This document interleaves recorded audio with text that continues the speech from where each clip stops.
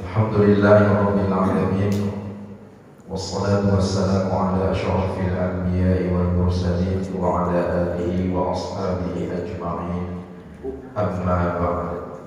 Subhanaka la ilma lana illa ma 'allamtana innaka antal 'alimul hakim. Rabbi shrah li sadri wa yassir li amri wahlul 'uqdatam min lisani yafqahu qawli. Allahumma arzuqna fahman nabiyyin wa hifdzal mursalin wa ilhamal malaikatil muqarrabin bi rahmatika ya arhamar rahimin. Yang sama-sama kita hormati, yang kita muliakan Bapak-bapak orang tua kami, pengurus Badan Kemakmuran Musalla Al-Barakah, serta seluruh jamaah yang dirahmati dan dimuliakan Allah Subhanahu wa taala. Alhamdulillah, puji syukur kita sampaikan kehadirat Allah Subhanahu wa taala. Salawat dan salam kepada junjungan kita Nabi besar Muhammad sallallahu alaihi wasallam. Semoga syafaat beliau kelak kita akan dapatkan nanti pada hari kemudian. Amin ya rabbal alamin. Bapak-bapak orang tua kami, hadirin jamaah yang dimuliakan Allah, malam hari ini kita sambung kembali kajian fikih kita, yaitu rukun sholat yang kelima.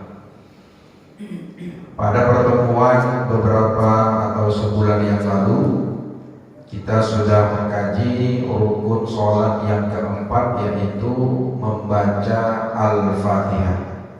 Insyaallah malam hari ini kita akan mengkaji rukun sholat yang kelima adalah ruku.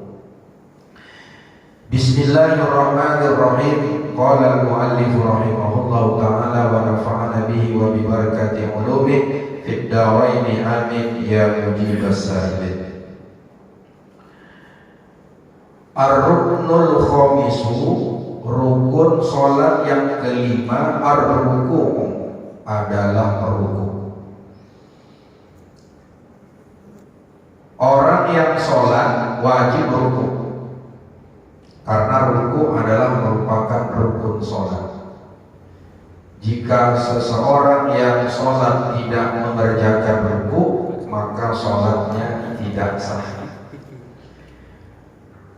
Apa yang dimaksud dengan ruku?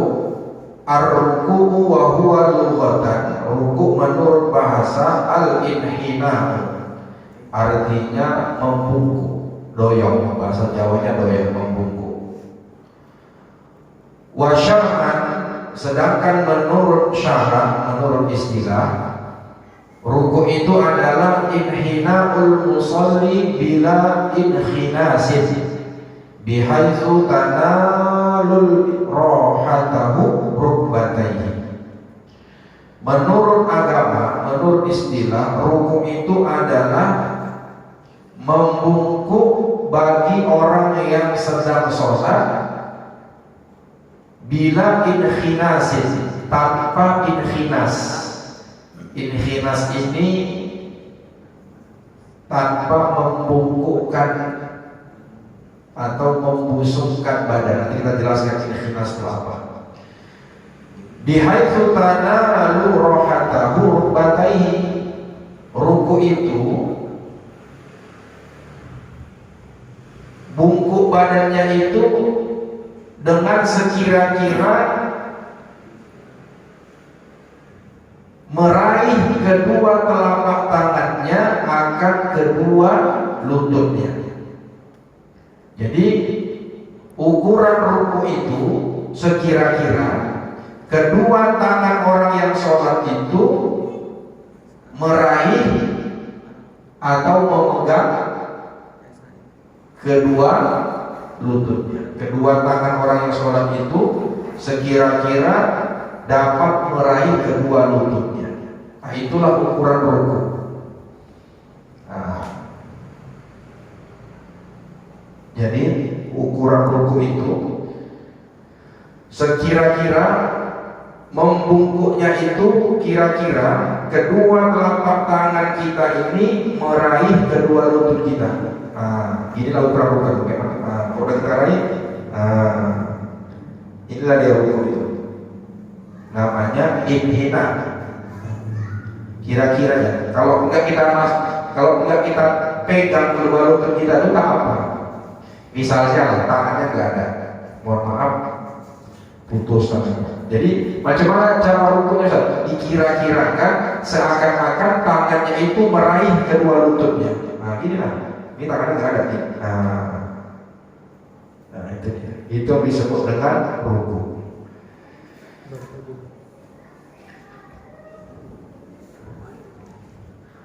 Kemudian ruku ini ada syarat-syaratnya. Mesti kita penuhi syarat-syarat ruku.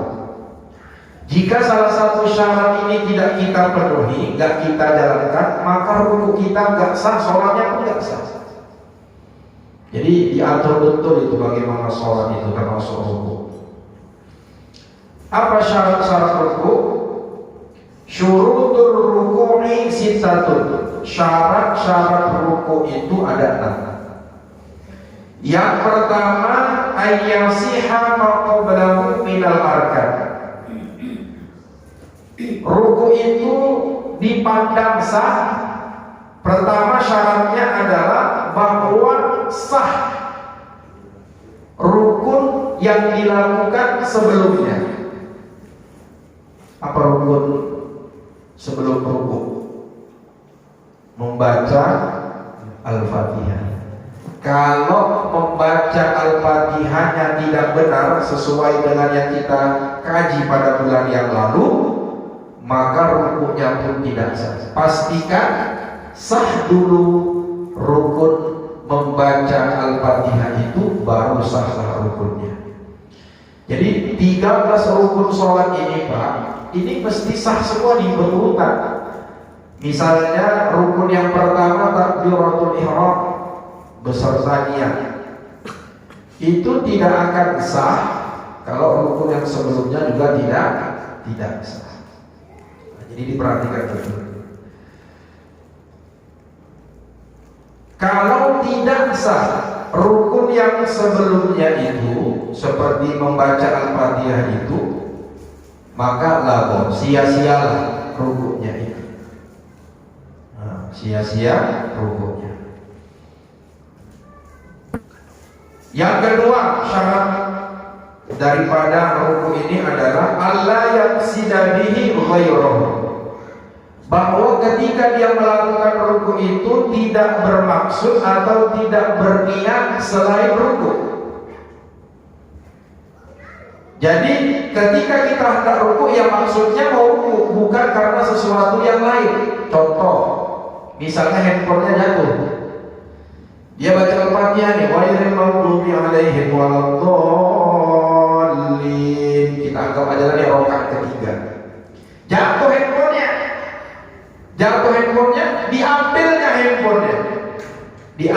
handphonenya, habis itu ruku deh. Ini kan sah. Jadi maksud ruku itu ya memang mau ruku, bukan mau yang selain ruku. Contoh, hari Jumat subuh itu banyak masjid melakukan sujud tilawah, sujud sajadah. Ada satu sholat belum buat, karena bisa sholat buat. Buat saat Jumat subuh itu ayat sajadah. Ini mau nyontohkan ruku.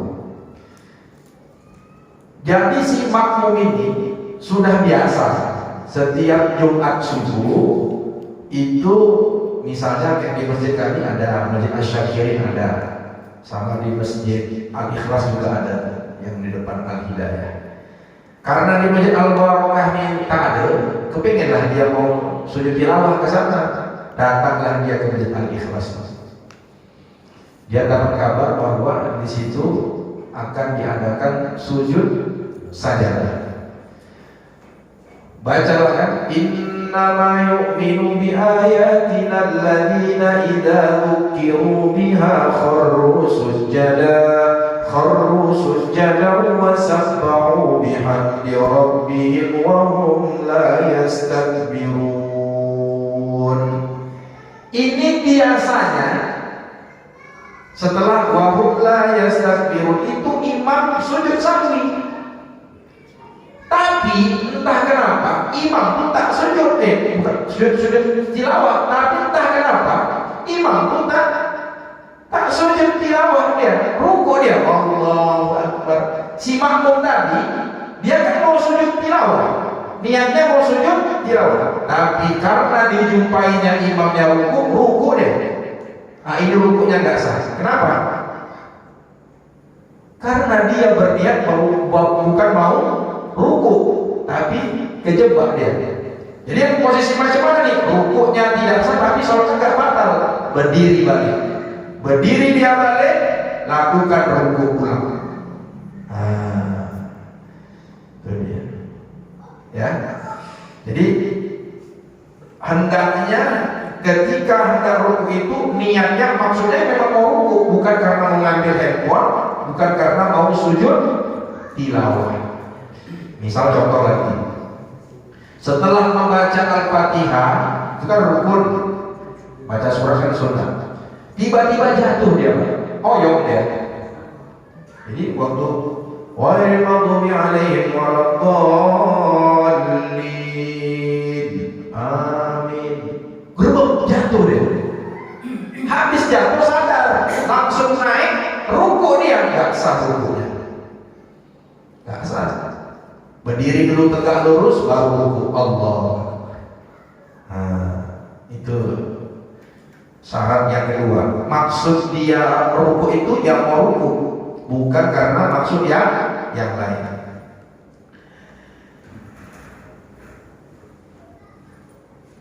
Kemudian yang ketiga, syarat rukuk itu adalah ayat ma'anna fihi wa tuma'ninatu hiya sukunul afdha'i fi mahalliha biqadri subhanallah.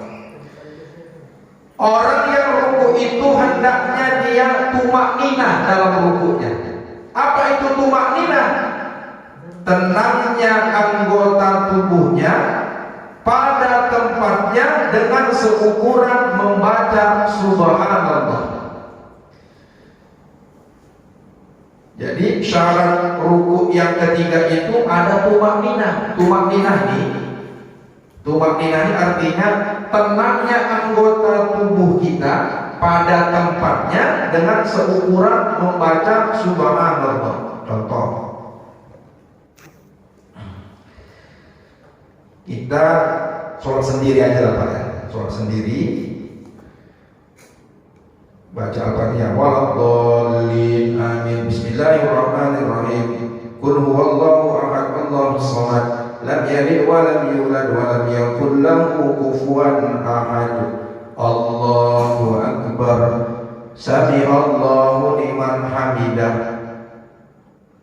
Waktu dia Allahu akbar, sami'allahu liman hamidah, ini sangat rukuknya.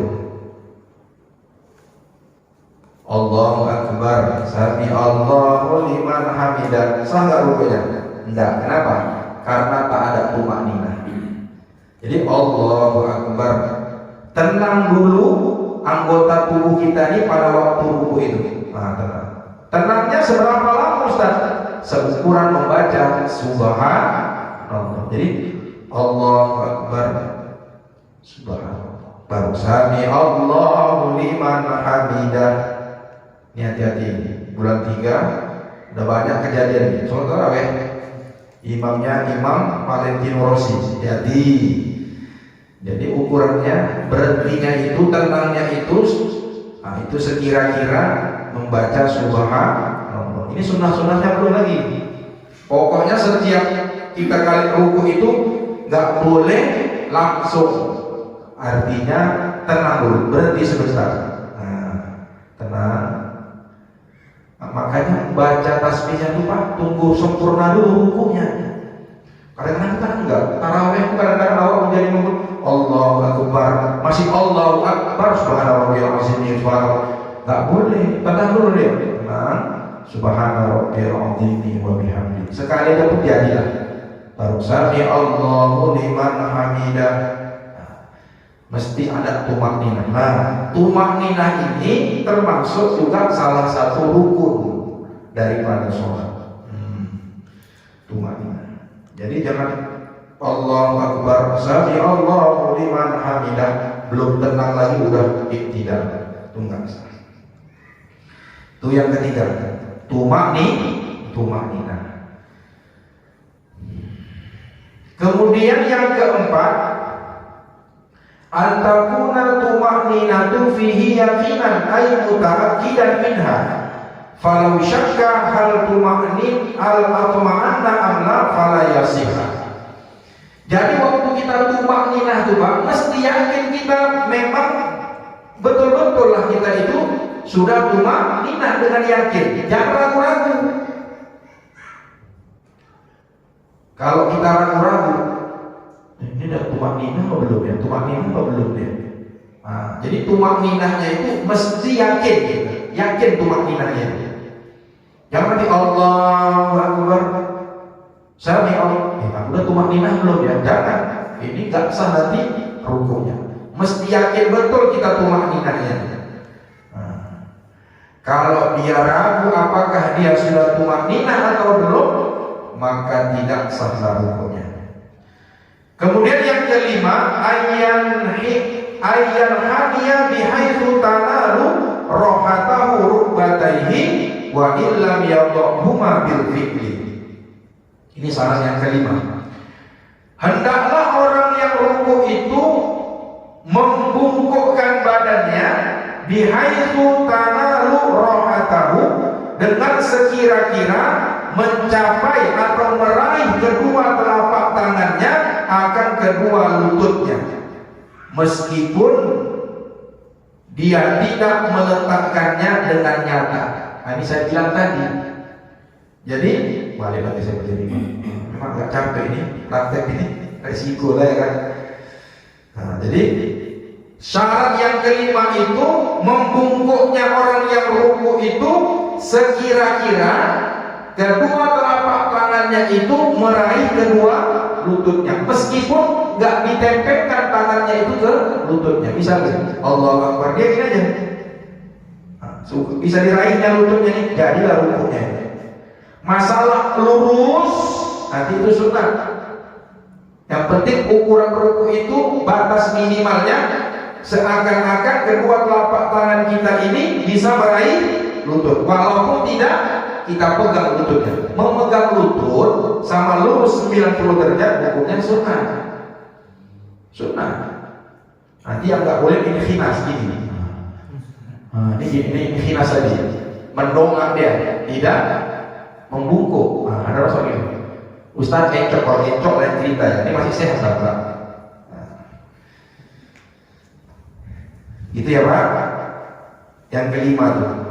Kemudian yang keenam, yang terakhir, ayyakuna bi ghairi inkhinasin. Ini saya bilang tadi, bahwa orang yang lutut itu, bahwa orang yang ruku itu bi ghairi inkhinas, dengan tidak inkhinas. Apa itu al-inkhinas? Wal inkhinasu ayyuqti'a ajizatahu wa yarfa'a ra'sahu wa yuqaddima sadrahu wa huwa haramun. Inkhinas itu adalah bahwa ia merendahkan pantatnya dan mengangkat kepalanya dan memajukan dadanya. Wa huwa haram. Jadi ini khinas apa?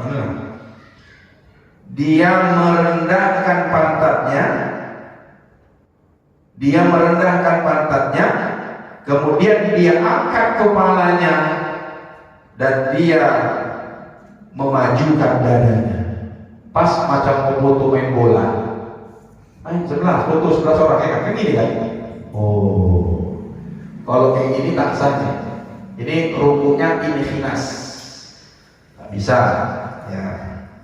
Itu 6 syarat ketika kita ruku. Udah paham Pak? Ulang ya. Bahasa Indonesia ya.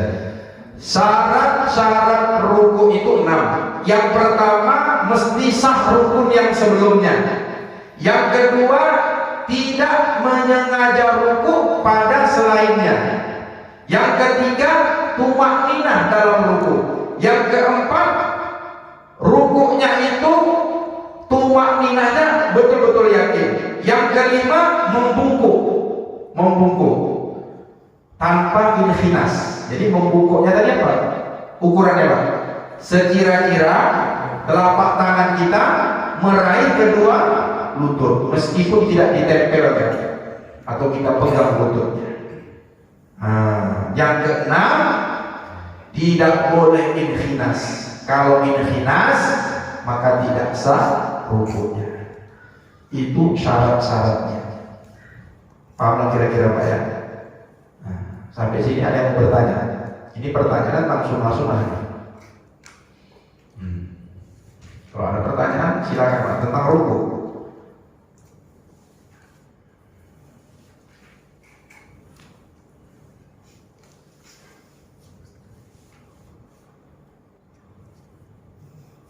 Ada? Kalau enggak saya jelaskan sunnah-sunnah ruku ini. Langsung aja, sunnah-sunnah ruku. Ada pertanyaan? Ada, udah jelas lah. Yang penting syaratnya Pak, sunnahnya itu belakangan. Nanti sunnahnya, penting syaratnya dulu, wajibnya itu tadi. Oke, kita kaji dulu sunnah-sunnahnya. Nanti yang sebelumnya kan kaji-kaji kita itu kalau bahasanya 90 derajat gitu lah ya. Iya. Berarti hari ini kan ada Ustaz bilang tadi kalau belum sampai 90 derajat udah Sah. Ya. Karena kan orang kan itu tadi ukurannya kan sebenarnya kan kalau kita ya ukuran 90 derajat itu kan memang sebenarnya pun kalau kita menyentuh lutut itu sebenarnya udah Rata-rata 90 derajat. Iya. asik udah gitu. Iya. Kadang-kadang kan belum sampai pada itu tadi kan begitu. Iya. Artinya secara otomatis lah kan begitu ya. Kan? Nah, kita jelaskan 90 derajat itu macam mana ukurannya usah kira-kira. Itu seperti papan. Lurus ya. Antara pundak dengan punggung serta pinggang itu lurus. Kalau ustaz-ustaz kita, kiai-kiai kita bilang seakan-akan jika ditaruhlah misalnya ember atau gayung, ditaruhkan air, ini aqua ini ditaruhkan di atas punggung kita itu nggak jatuh dia. Tes coba nanti. Atau ada yang mau praktek? Saya mau praktek. Iya, ini ada tempatnya ini, dia tidak jatuh. Ayo, saya mau praktek, ada di rumah aja lah ya. Pecah karena tak bisa mengganti. Nah, itu 90 derajat. Tapi kalau nggak 90 derajat pun tetap sah. 90 derajat itu sunnah itu.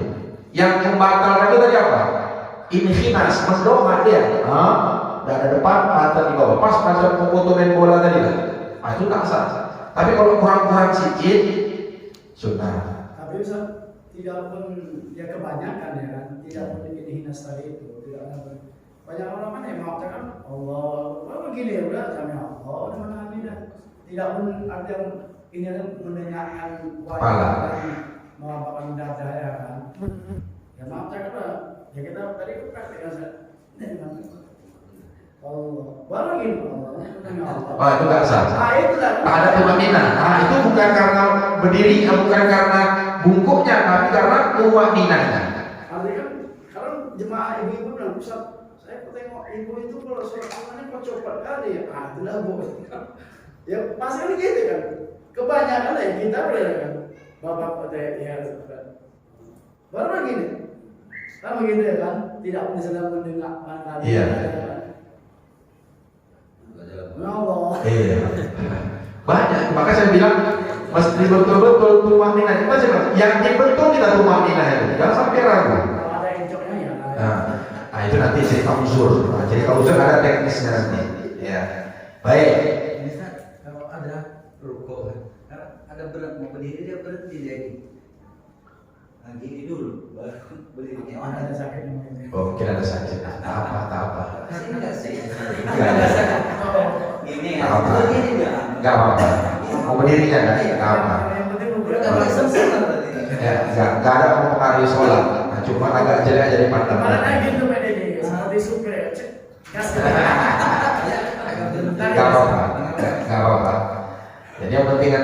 enam tadi mesti ada. Nah, jadi kan bengkok tadi kan enggak. Masalah lurus kaki, betis berapa itu sunnah. Nah, sunnah itu. Tapi kalau kita kerjakan rugi kan, nggak dapat pahala. Baik, kita kaji sunnah-sunnah ini penting. Sebelum ruku dulu. Sebelum ruku, sunnahnya itu adalah membaca amin. Membaca amin. Imam ghairil maghdubi alaihim waladdallin. Makmum amin. Amin. Nah, cara aminnya ini kita ulang balik. Jangan kita duluan. Nah, jadi waladdallin, berhenti dulu sebentar. Ada sakta. Berhenti imam, itu ada doa Rabbighfirli wa liwalidayya, barulah a kata imam, a kata makmum.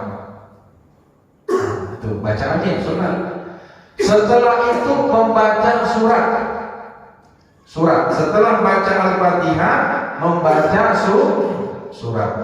Membaca surat ini kalau kita jadi makmum tidak membaca surat, kita mendengarkan bacaan imam. Tapi setelah ghairil maghdubi alaihim waladdallin, amin, itu imam berhenti sejenak, memberi kesempatan kepada makmum membaca Al-Fatihah. Ustaz, tapi ini kebanyakan nggak dikasih kesempatan lagi. Inilah kata ulama kita, banyak sunnah-sunnah Nabi itu sunnahul mahdzurah, sunnah-sunnah yang sudah ditinggalkan orang zaman sekarang. Termasuk itu tadi, imamnya begitu amin langsung baca ayat, makmumnya bingung nggak baca Fatihah. Siapa yang salah tuh? Imam. Jadi imamnya berhenti sebentar. Itulah yang saya bilang tadi. Kalau rakaat pertama, Rabbi auzi'ni an ashkura ni'mataka allati an'amta 'alayya wa 'ala walidayya wa an a'mala shalihan tarda wa adkhilni bi rahmatika fi ibadika sholihin. Itu yang dibaca imam. Selesai dia membaca itu, selesailah makmum membaca Al-Fatihah, barulah baca surat. Jadi makmum itu dikasih kesempatan dia baca Fatihah, karena makmum itu wajib membaca Al-Fatihah dalam sholat.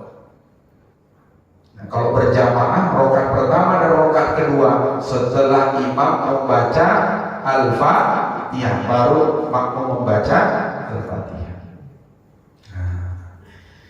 Jadi membaca surat. Kalau berjamaah tidak sunat membaca surat. Setelah baca Al-Fatihah, dengarkan imam membaca ayat itu, membaca surat itu. Dengar aja.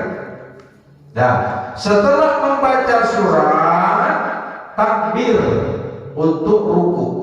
Tapi sebelum ruku, jangan langsung ruku dan takbir. Habis baca ayat, Bismillahirrahmanirrahim. Inna a'tainakal kautsar fasholli li rabbika wanhar. Inna syani'aka huwal abtar. Jangan Allahu Akbar, jangan langsung, berhenti sebentar. Sampah namanya, seukuran membaca subhanallah. Jadi inna syani'aka huwal abtar. Kalau dia jadi imam, diam sejenak. Inna syani'aka huwal abtar. Subhanallah, Allahu Akbar. Oh, tapi ini termasuk sunnatul mahdzurah, sunnah-sunnah yang udah banyak tidak diamalkan orang lagi zaman sekarang. Inna syani'aka huwal abtar. Allahu Akbar. Apa kita tarawih udahlah. Tapi tak sampai membatalkan sholat, cuman makruh. Jadi berhenti sejenak baru Allah. Nah, masuklah kita teknis sunat-sunat waktu mau rukunya. Pertama, bertakbir.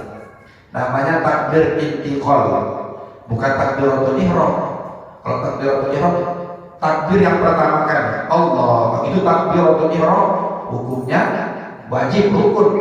Tapi waktu mau ruku, sunat membaca takbir. Takbir itu Allahu Akbar, sembari mengangkat tangan. Bismillahirrahmanirrahim. Qul huwallahu ahad, Allahus samad, lam yalid wa lam yulad wa lam yakul lahu kufuwan ahad. Berhenti sebentar. Baru Allah, ngangkat tangannya pas macam ngangkat tangan takbiratul ihram, setentang telinga. Allahu Akbar. Jadi habis baca ayat berhenti sebentar, baru angkat tangan mau ruku. Takbir plus angkat tangan. Allahu Akbar. Pas barnya itu pegang lutut. Pegang lutut. Ini sunnah. Nah, waktu ruku itu sunnah tadi apa Pak? Mengangkat tangan plus takbir. Allahu Akbar. Nah, ini posisi ruku. Pertama, ini yang dibilang tadi 90 derajat. Kepala, pundak, punggung serta ini 90 derajat. Nah, ini. Jadi macam apa? Udah lurus bisa? Udah. Kepala tidak mendongak, tapi kepala lurus, mata melihat ke tempat sujud. Mata melihat tempat sujud. Ini sunnah nih, sunnah. Kemudian tangan, kedua tangan memegang lutut, bukan memegang betis. Ini banyak orang di sini ditaruh. Saya geli kali kalau nengok orang dari itu. Iya, ada di sini. Gak ada, alhamdulillah. Ada. Jadi di lutut Pak. Kemudian sunatnya lagi, tadi lihat mata, kemudian dipegang. Ini digenggam. Digenggam gini, tapi jari-jarinya tak rapat, bukan gini. Jari-jarinya terbuka, kemudian lututnya digenggam. Gini lagi, pas di telapak tangan kita. Begini. Kaki sejengkal, jangan rapat. Kaki dibuka sejengkal, betis sejengkal, paha sejengkal. Jangan gini. Ada gini Pak. Ini mau dikorong, ini main futsal. Gini deh. Jangan gini. Atau gini. Dirapatkan gini. Ini perempuan pakai roknya duduk di atas sini, malu ya.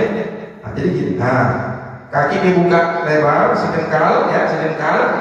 Ini posisinya. Ini jari-jari kaki sunnah menghadap lurus ke kiblat. Sunnah. Kalau bapak kakinya nggak dibedong waktu bayi, kan ya, gini yang opo-opo. Ngadap ke sana dia gini, ya nggak apa-apa. Ini Pak Haji. Kalau gini dia, ini kakinya gini, nggak apa-apa. Tapi yang sunatnya itu lurus menghadap kiblat. Nah, sunatnya. Inilah posisi itu. Kemudian ini antara pergelangan tangan sampai siku jauhkan dari jambai. Apa itu jambai? Lambung. Jangan diginikan. Buka dia. Nah, lurus. Nah, jauhkan dia. Jauhkan. Tapi jangan terlalu begini. Ada sholat. Ada gini kok. Ada jelek ini. Lurus. Tangan itu lurus. Tapi jangan rapatkan ke lambung, ke perut atau ke pinggang. Jauhkan dia. Nah, beda perempuan Pak. Kalau perempuan dia rapat. Dan ini dibikinin kalau perempuan. Nah, perempuan gini saja, dirapat. Laki-laki dibuka sedikit. Nah, jauhkan dia. Nah, inilah sempurnanya ruku itu. Mata melihat ke tempat sujud. Ini posisi badan belakang kita ini 90 derajat seperti papan yang lurus. Sekira-kira minuman ditaruh di atas ini tidak jatuh dia. Tangannya seperti ini digenggam, tidak rapat tapi terbuka gini. Ya. Kemudian membaca tasbih, doa. Subhana rabbiyal azimi wa bihamdi. Itu paling sempurna. 3 kali. 3 kali. Sekali boleh? Boleh, tak apa-apa. Nggak baca tasbih itu tak apa-apa. Yang penting diam aja sebentar, tumanina. Diam sejenak seukuran subhanallah, langsung bangkit boleh. Tapi kita sunat subhana rabbiyal azimi wa bihamdihi. Bagi imam jangan lebih dari 3. Kasihan makmum. Jangan lebih dari 3. Kasihan makmum. Tapi makmum boleh lebih. Kayak mana tuh kasusnya? kalau imamnya lama rukuknya. Mungkin dia baca subhana rabbiyal azim wa bihamdi. Subhana rabbiyal azim. Kan lama tuh. Kamu bacanya kan cepat. Subhana rabbiyal azim wa bihamdi. Udah 3 kali imam masih rukuk, jangan diam, enggak boleh diam. Salat itu enggak boleh diam, enggak boleh lagho. Baca lagi sampai imamnya iktidal, baca subhana rabbiyal azim. Terus subhana rabbiyal azim. Lama kali subhana rabbiyal azim itu tak sih. Jadi karena kan imam mau tidur dia. Ngantuk. Nah, jadi 3 kali. Udah bisa praktek lah. Gua bisa praktek lah. Nah, jangan salah. Ustaz, aku encok. Ini masalah. Kalau encok nggak bisa sempurna semampunya. Itulah tadi kayak oma-oma yang gendut-gendut itu, yang ada osteoporosis, Ustaz. Jangan disalahkan deh. Allah. Gini dia. Yang penting dia dulu, jangan Allah. Itu nggak sah karena tumaknina. Karena tumaknina tadi syarat. Dia dulu Allah. Dia. Allah. Ada abang Deddy tadi bilang Allah. Mau naik Allah. Aku ada masalah. Jadi masalah kaki lurus, memegang lutut, ini dibuka, mata menghadap kiblat, 90 derajat lurus, membaca doa subhana rabbiyal azim, semuanya sunnah. Maka imam-imam itu kalau tarawih, apalagi ada 3 rakaat, itu didiskornya semua. Tasbihnya 3 menjadi 1. Kemudian yang sakta-sakta tadi itu tak ada lagi, babat aja terus. Bismillahirrahmanirrahim. Kalau enggak besok mau dicoret menjadi jadwal. Kenapa? Karena oci-oci di belakang mengamuk. Ustaz ganti aja Ustaz itu. Kenapa? Lama kali. Ya Allah, kasihan Ustaz itu baik. Padahal Ustaz itu mengamalkan sunnah. Tapi gitulah cara ngakalinya. Yang penting sholatnya tetap sah walaupun pahalanya berkurang. Ya 3 rakaat kayak saya di Tarbiyah Simpang Limun udah ceramah 30 menit Ustaz. 3 rakaat mesti bagus-bagus katanya. Mau hancur awal. Ya Allah ya Karim. Amplopnya sama. Itulah masalahnya. Itulah. Hancur juga awalnya. Itu yang orang sedih itu. 3 sama 8 sama. Lo ada barokah ya kan? Dokat. Nah, itu dia. Itu sunnah-sunnahnya. Dapat selesai sama hukum. Mungkin kalau ada yang ditanyakan kami persilakan.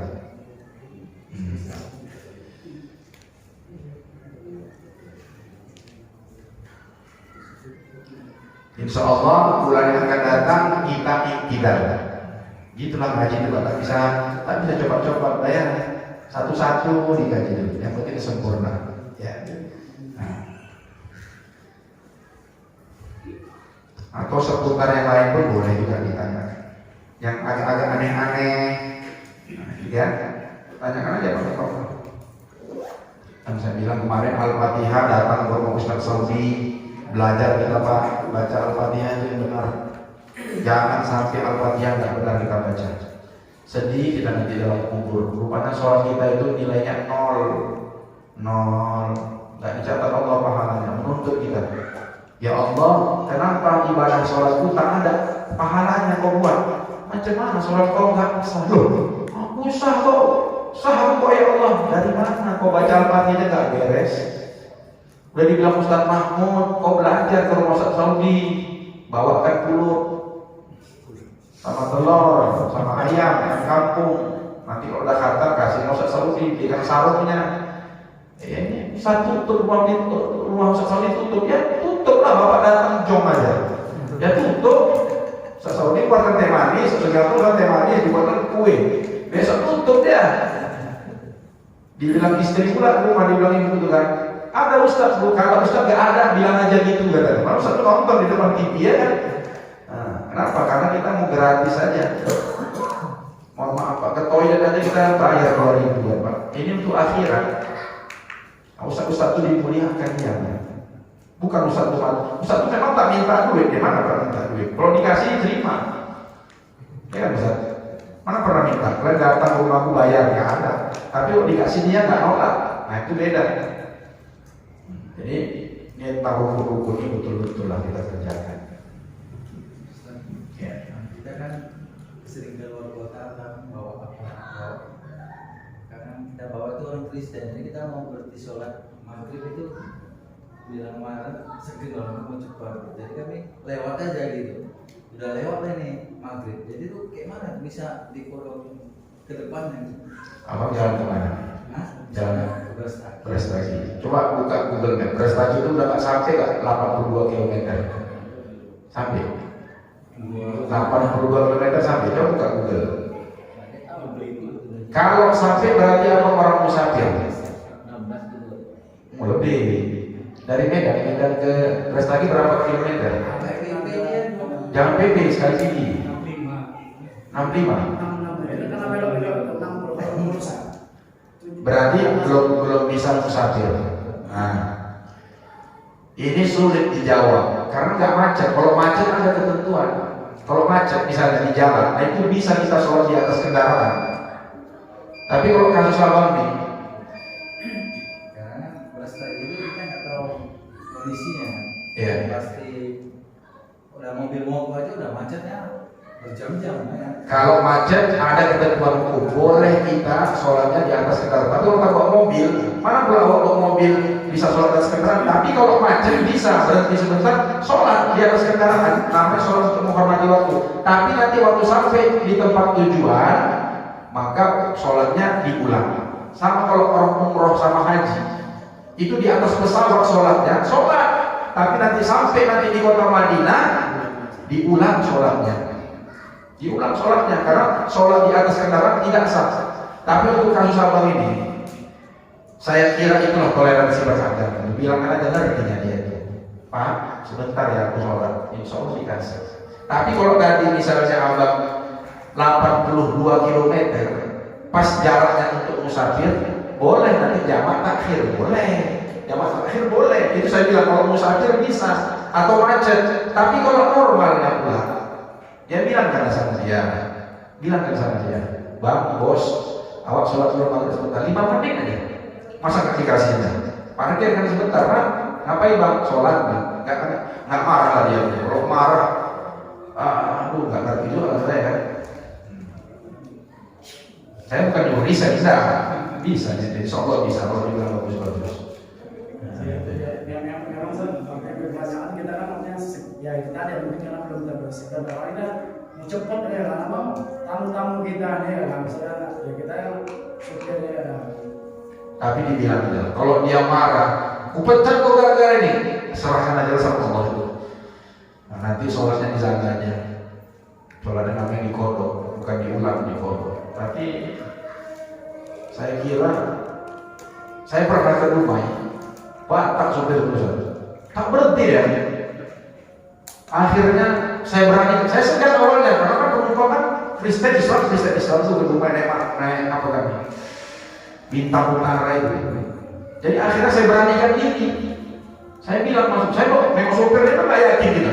Ini kok nggak berhenti lah supir. Akhirnya saya bilang, Pak supir, mohon maaf ya, boleh berhenti sebentar. Mau ngapain Pak? Sholat ya katanya. Iya Pak supir. Kenapa nggak bilang dari tadi? Mana gitu dia bilang. Waduh mukanya gosong. Buka gojek. Pokoknya ngeri Pak. Takut awak minta sholat bentar. Bapak nggak bilang. Saya kasih waktu dia Pak 20 menit. Baik deh 20 menit biasa. Sholat apa? Nah, sholat. Coba bilang izin aja. Insya Allah sholat. Nah, insya Allah. Ya. Habis. Baik, mari sama-sama kita berdoa kepada Allah Subhanahu wa taala agar pengajian kita ini mendapatkan berkah dari Allah Subhanahu wa taala. Bismillahirrahmanirrahim. Alhamdulillahirabbil alamin. Wassalatu wassalamu ala asyrafil anbiya'i wal mursalin wa ala alihi wa ashabihi ajma'in. اللهم زدنا علما وارزقنا فهما وعملا صالحا مقبولا برحمتك يا ارحم الراحمين. اللهم اعنا على ذكرك وشكرك وحسن عبادتك. اللهم اجعل جمعنا هذا جمعا مرحوما وتفرقنا من بعده تفرقا معصوما. اللهم ارزقنا رزقا واسعا حلالا طيبا مباركا جميلا بلا تعب ولا نصب إنك على كل شيء قدير.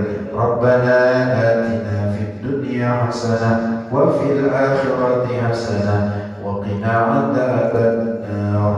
وصلى الله وسلم عليه والحمد لله رب العالمين. تقبل الله منكم إنا ومنكم تقبل يا كريم.